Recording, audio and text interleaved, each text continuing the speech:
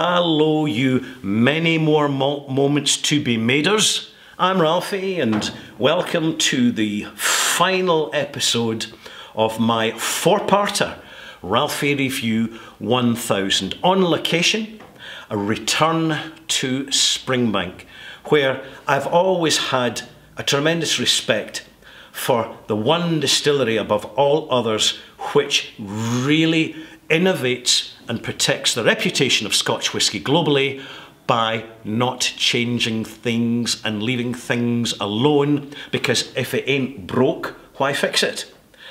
So I'm in, as you can see, in one of the most, this is where whisky's made.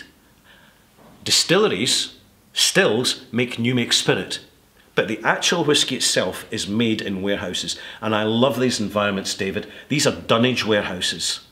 And it's just absolutely perfect. If you have the opportunity, especially if you're visiting Springbank, pop in and get the tour. And I've just been given a little drop of whisky. Would you like to tell me a bit about it, David? This is a very special drop of whisky you've got there, Ralphie. This is a 32-year-old Springbank from a bourbon cask. There we go. Hen's teeth. Hen's teeth, yes. So I'm going to take my time with it.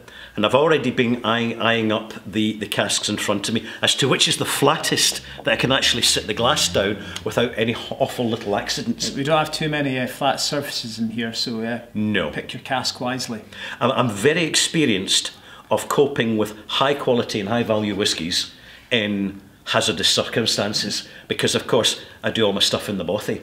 Talking of the bothy, which has been my base for most of these whisky reviews, you may be wondering, malt mates, I'm out here interviewing people in the whisky industry, but what questions would people in the industry like to ask me? David, ask away. Okay, you already told Lee that you first got into this game by tripping over a child's scooter. Yeah. That prompted you into this to do what you do now. What keeps you going? What's your motivation? 1,000 reviews. What's motivating you for the next 1,000? There's a number of things. One is the whisky, first and foremost. The momentum that my channel's had over 14 years. And it's worth commenting that when I connect with the general online commentators and content makers, every scene's different. But by and large, a successful YouTube channel lasts about 6 years at its full attention. Now, they may last longer than that, but the audience falls away or moves on. And for me, it's been 14 years, because whisky is a niche thing. And it tends to attract people that, if they like your content, they're not going to be dictated by fashion. They're going to be dictated and come back to you out of loyalty, because they consider that the information you're giving will continue to be of value to them. And it's these individuals as well. I don't have a lot of trolls leaving horrible comments in my channel. I don't have to cancel or ban people, or, you know, the worst I have to deal with, David, is when spammers come on and use my emoji and say, phone WhatsApp, right, and I will give you free whiskey. Mm-hmm. Now, we know what that's all about, but for some people they don't. And I've got to monitor that. I've got to communicate with YouTube and Google about that. And then I've got to shut it down. But as regards particularly venomous people, spiteful people, particularly when they're well drunk, and you do find them online, they'll get absolutely tanked up, and then they'll just turn nasty, because they have got this remote audience that will never challenge them or answer them back. And with whisky, you generally don't get that. I think it's fantastic, David, and I know I'm getting a wee bit long-winded about it here, but when you look at all the other content makers in terms of traditional blogs or on YouTube itself and on the Reddit forums, by and large, the majority, and a big majority, is very well intentioned, well delivered, and generous. And that keeps knowing that it's not just the whisky, there's a wider whisky community. And also, very important, is I haven't actually become an alcoholic. It's incredibly important, I think. Well, I know. I mean, obviously saying a thing like that, people laugh watching. And yeah, it does sound funny, but it's incredibly important, because one of the main hazards in the whisky industry itself is that an acquaintance becomes too close a friend. Yeah. And it is an issue, and it's reassuring to know that the industry does have its charities which are going to help and support people who unfortunately do succumb to the negative side of alcohol. But I mean, I could also be flippant and say I tried to be an alcoholic once, but I just didn't have the commitment to make it succeed. I didn't have the willpower to make it succeed, because I'm genetically gifted that after about 3 or 4 days of just tasting flights of whiskey, going up and down glasses, of bottles I'm not even going to be reviewing for another couple of months, I just switch off and I think, oh, no more whiskey for about 3 or 4 days. And what I'm really, really craving for is going to bed stone cold sober on a mug of hot cocoa, knowing I'm going to get up at 6:30 the following morning to go to the gym and have a damn good workout. That sounds like a pretty healthy balance, to be honest. Yes.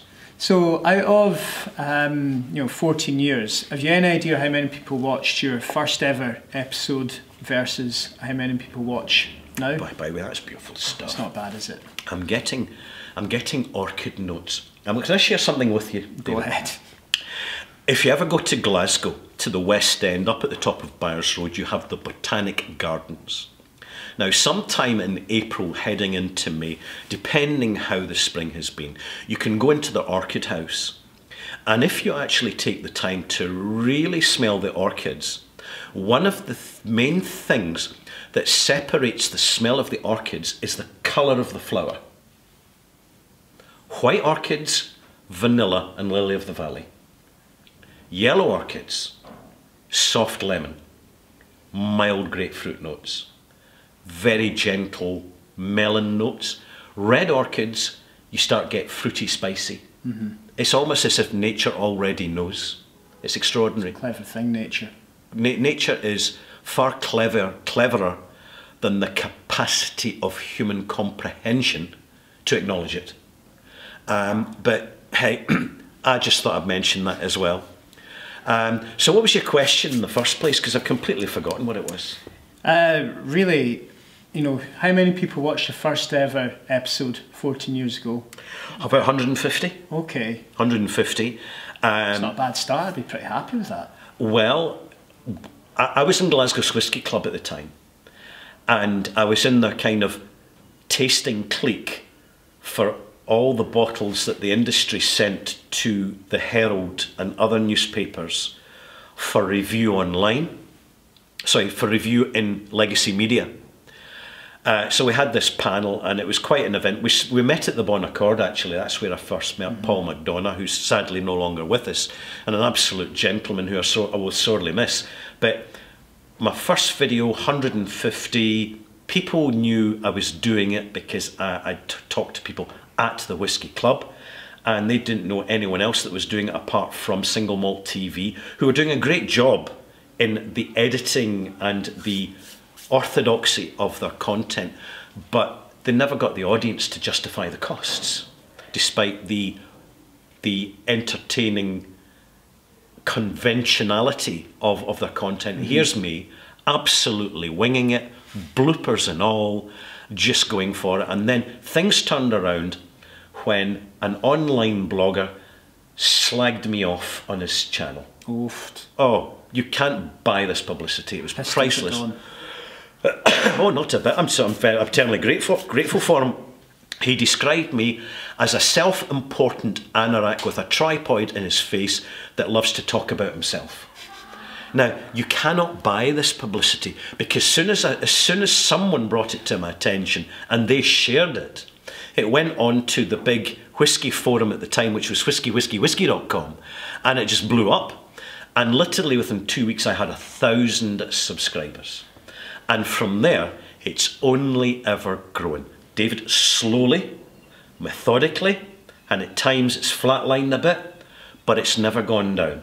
It's only ever continued to climb up. And at the moment, I'm roughly about 180,000 subscribers, over 46 million views. And in the scheme of things on YouTube, that's no big deal. But in the scheme of Scotch whisky and quality spirits, it is a big deal, because my primary mission is to share and educate people, not by being an expert, but by just sharing my journey, warts and all, with the bloopers, with occasionally the misinformation, which I usually correct afterwards. I don't edit it out because it's real life, and people appreciate that.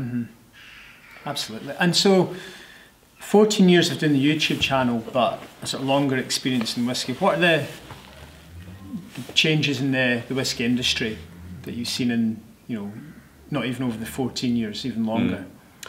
Public awareness in the quality that whisky should be and can be, and the globalisation of this awareness.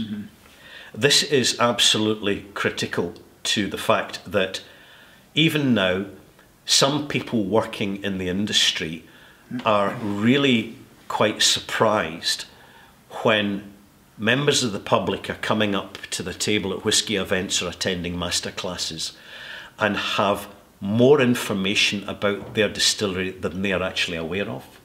And it used to happen irregularly, but now it happens more often. And something that's heartening to me is there's far greater awareness, not just amongst the whisky geeks and aficionados, but general occasional whisky buyers and members of the public.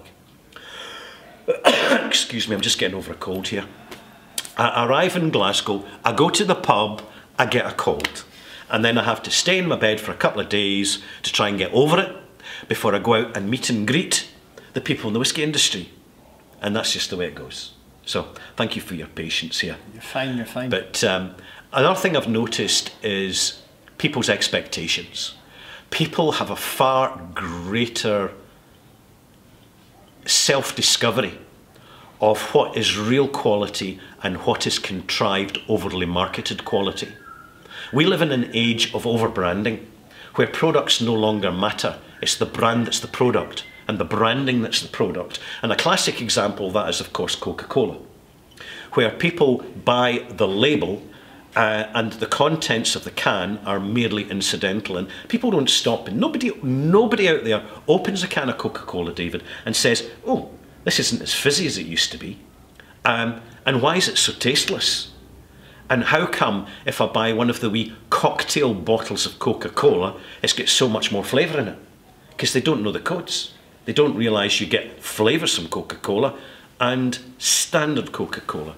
And people don't realise that the sweetness you're tasting in Coca-Cola is oil derived. It's increasingly aspartame, sucralose, and if it's not sugar, it's high fructose corn syrup. And this has been going on for quite a while.